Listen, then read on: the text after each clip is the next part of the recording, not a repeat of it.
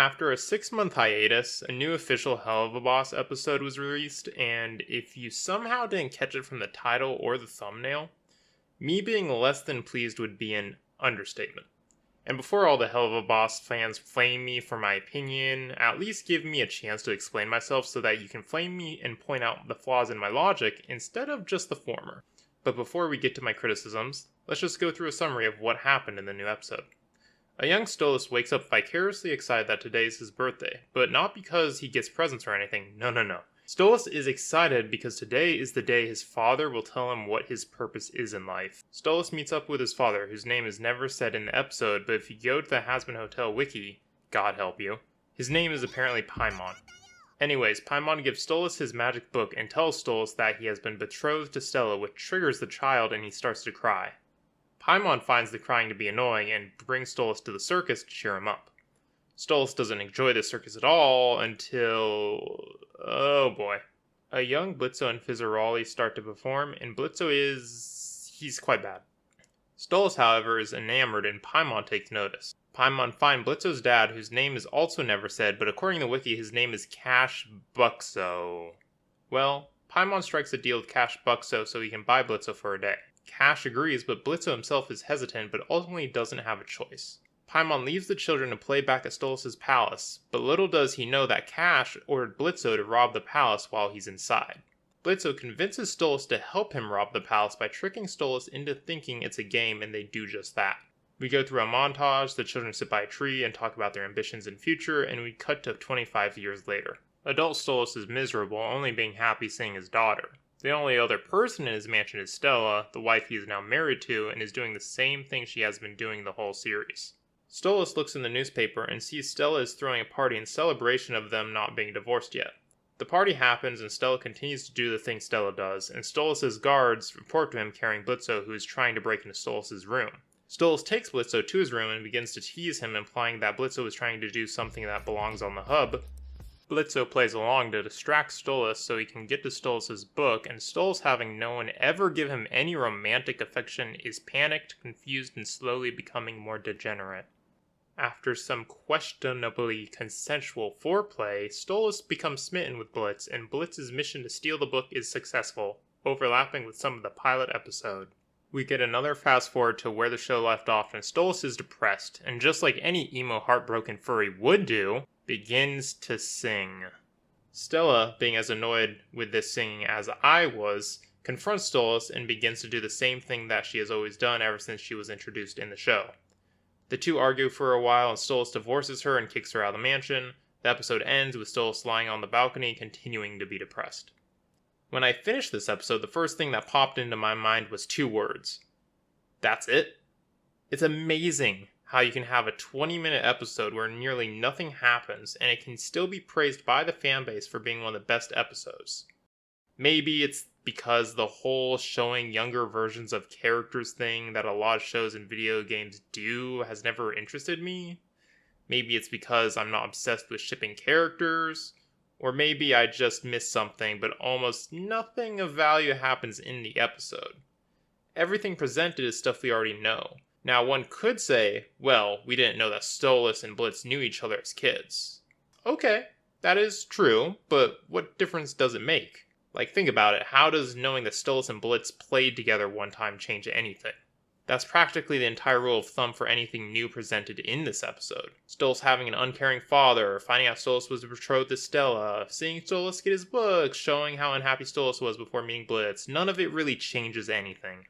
But if you're thinking of things that were shown that do give nuance to the story, don't worry, we will get there. This entire video isn't completely negative. Speaking of something not negative, we get introduced to Paimon, who still is an unnecessary character unless he comes back in the future, but despite that, he is an enjoyable addition to the show. He's so much like Stolas, but if Stolas didn't care for his child, and were more of a typical royal character. Paimon doesn't really do anything that really matters, but it is fun to see the character traits between Stolas and Paimon. On the complete other side of the aisle is Cash Buxo. God, that is such a bad name. I'm not gonna lie, I thought this character was Blitz's mother, and even when Cash mentioned Blitz's mother, I just thought he was raised by a gay couple. Even once Blitz called him dad, I just assumed he was a woman who identified as a guy, which maybe he is. I don't know. This isn't a theory crafting channel. Someone else can theorize on that. I don't care either way. Cash is just a stereotypical greedy father who doesn't like his son. There's nothing interesting or likable about this character. And even if he's supposed to be dislikable, he's not bad enough to draw any disdain out of me. He's just a character I've seen dozens of times before, so at least the silver lining is that he doesn't get too much screen time.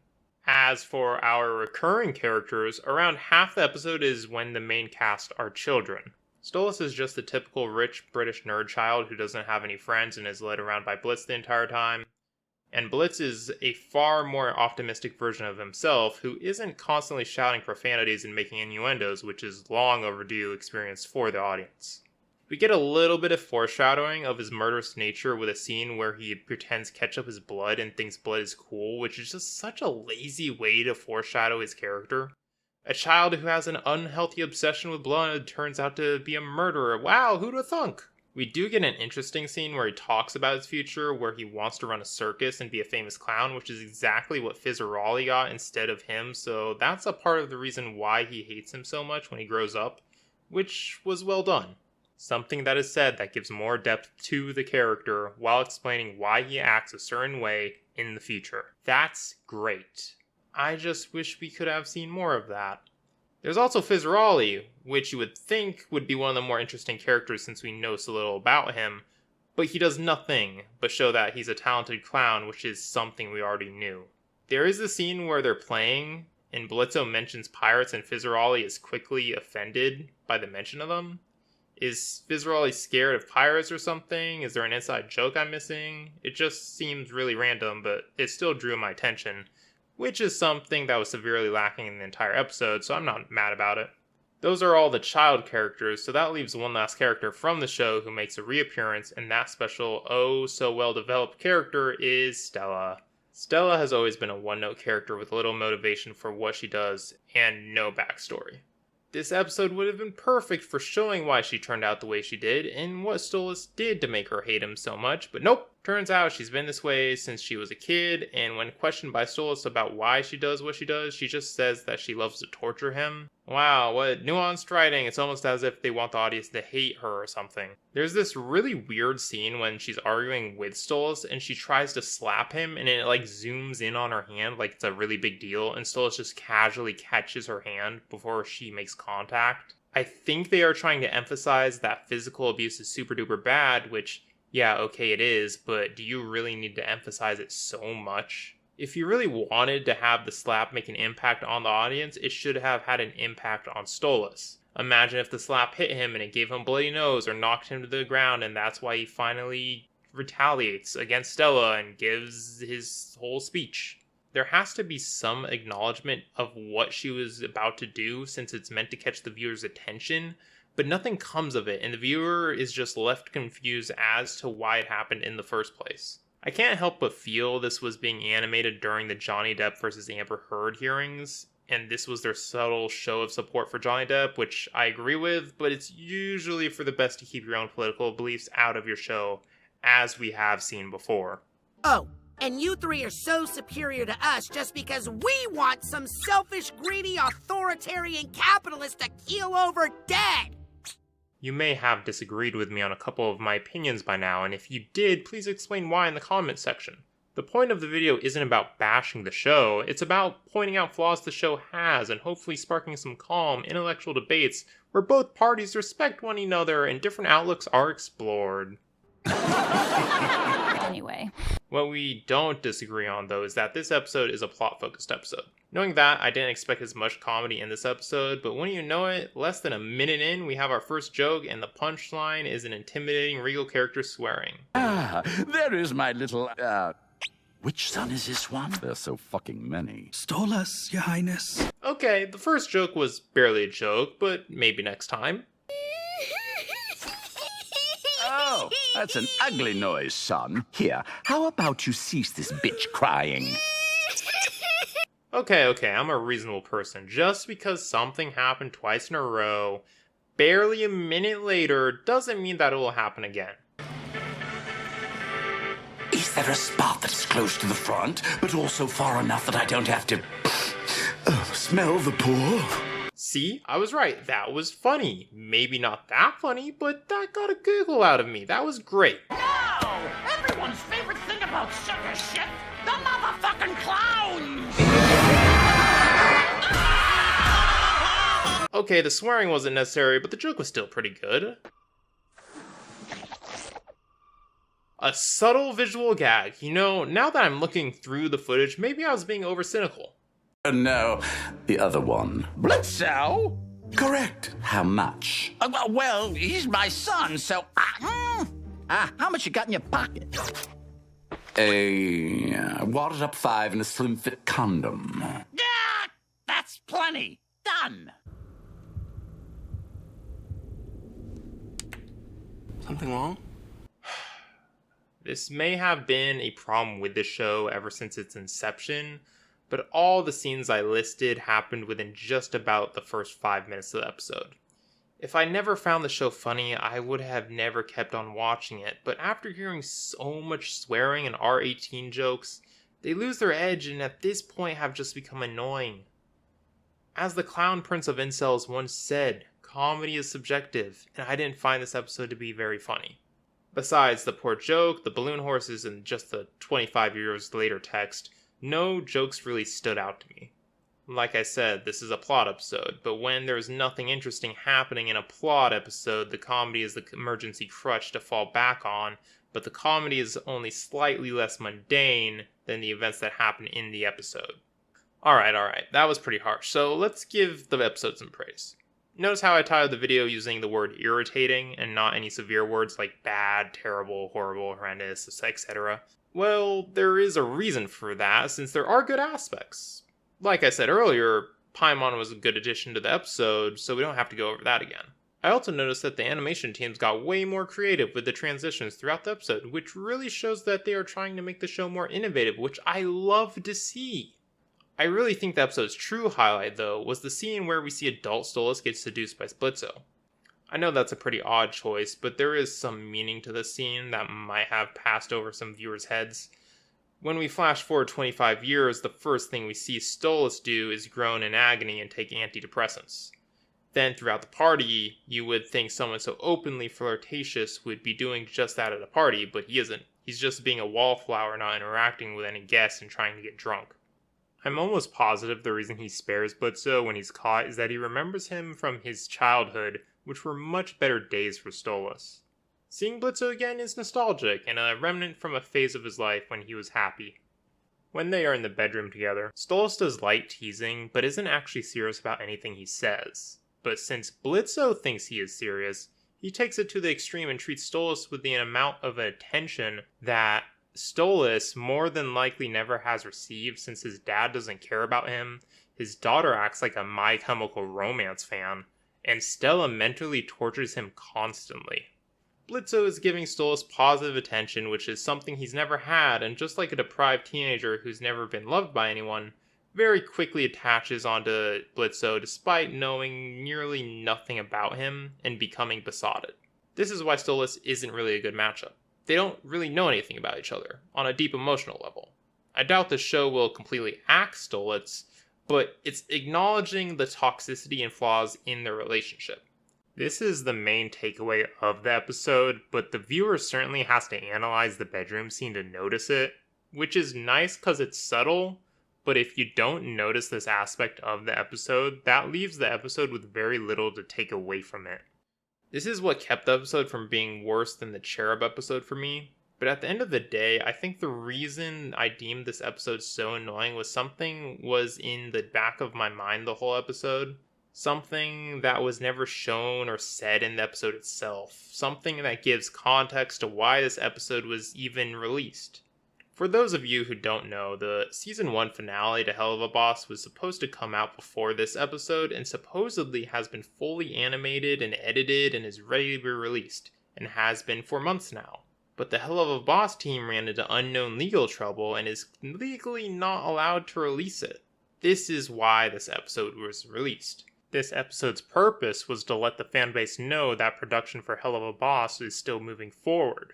They could have never known they would run into legal trouble, but how do you make a filler episode after a cliffhanger? Hell of a Boss is episodic and nearly every episode is kind of fillery, but it would have made no sense to end the previous episode on a cliffhanger centered around Stolitz and then have a filler episode featured on Moxie, Millie, or Octavia. The team had to have the episode focus on Blitzo or Stolitz, but since revealing too much would ruin the payoff to the cliffhanger, there can't be anything that happens in the episode that changes anything. Especially since the season finale is already finished and waiting to be cleared for release, and doing anything substantial in your filler episode might create inconsistencies or loose ends in the finale. So what can the creative team do other than rip a page straight out of Gravity Falls? Create a flashback episode right after a cliffhanger so the modern timeline can't be affected in any way. But you see, Gravity Falls had planned to have a filler episode to create context to the cliffhanger, while Hell of a Boss never intended to do the same thing. While I was watching the episode, I started to notice nothing of importance had really happened. But when it cut to the present time, I was excited to see what had happened since we last saw Stolitz and Blitzo, but then the singing happened.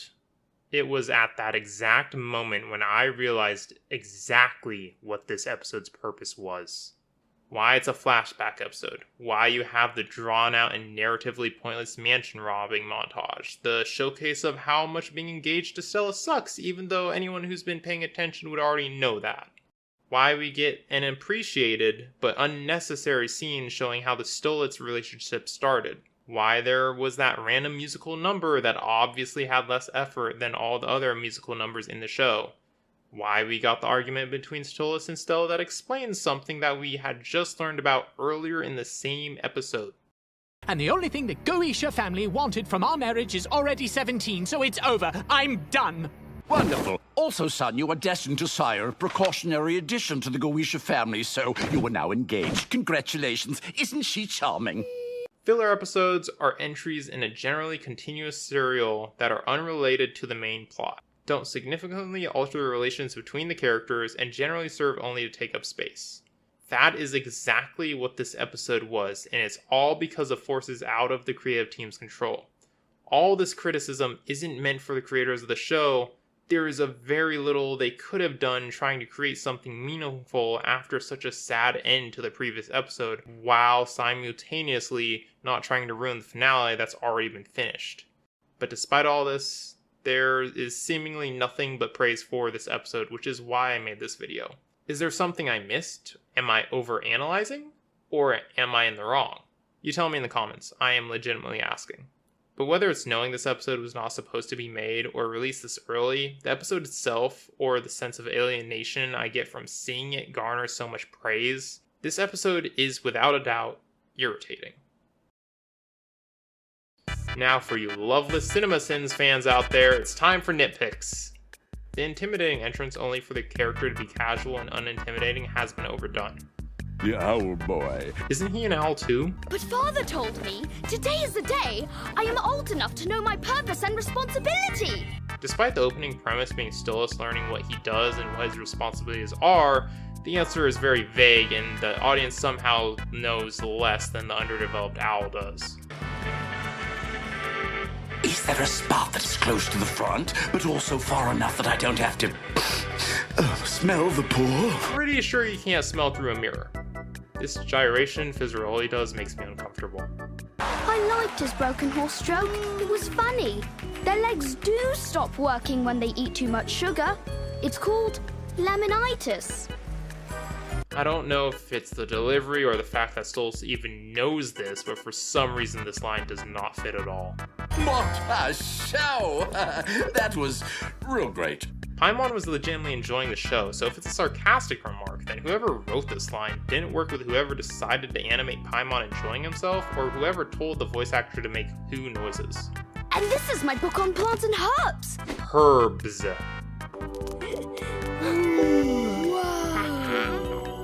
Stoltz lives in this castle. Shouldn't he have seen this chandelier already? Why is he so amazed?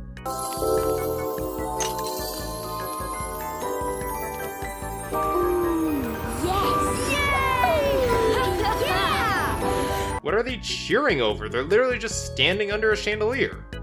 This is my new grimoire. It's a spell book.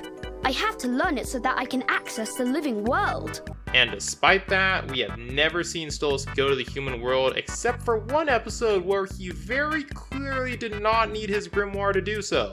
I'm fine. We got this nasty imp trying to sneak into your chambers. What should we do with him? These characters do not make it any easier for me to convince people that I'm not a furry for liking the show. Leave him to me. I will handle him accordingly.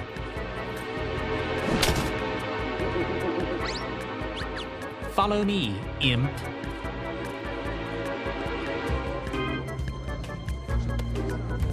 Why does Blitzo do as he's told and not book it the first chance he gets? That, and there's not a single quip, unnecessary curse, or insult which is about as anti-Blitzo as possible.